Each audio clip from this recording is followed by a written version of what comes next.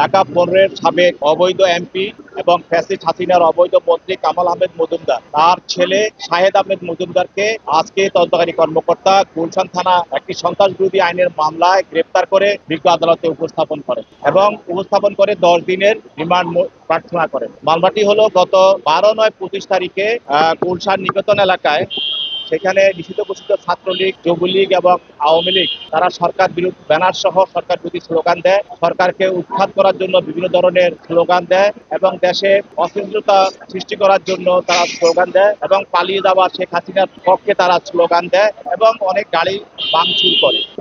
সেখানে পুলিশ তাৎক্ষণিকভাবে 5 জনকে গ্রেপ্তার করে। পদ্মা সেতু, মেট্রো রেল এবং এলিভেটেড এক্সপ্রেসওয়ে নির্মাণের গর্বিত অংশীদার বসুন্ধরা সিমেন্ট। ওই 5 জন থেকে মোবাইল উদ্ধার করা হয় এবং তাদেরকে জিজ্ঞাসাবাদ করা হয় এবং ওই মোবাইলগুলো চেক করে তাদের বিভিন্ন গ্রুপে তাদের কথোপকথন চেক করে সেখানে আজকের আসামি শাহেদ আহমেদ মজুমদারকে তাদের সঙ্গে জড়িত থাকার বিষয়টা নিশ্চিত হয় পুলিশ, এবং সে একজন অর্থদাতা এবং এই ধরনের কর্মকাণ্ডের পরিকল্পনাকারী এবং সে এইসব জন্য জড়িত এবং আলাদা কর্মকাণ্ডের সঙ্গে সে জড়িত। সেজন্য পুলিশ তদন্তের সূত্র ধরে তাকে এই মামলায় গ্রেফতার করে আজকে আদালতে উপস্থাপন করে।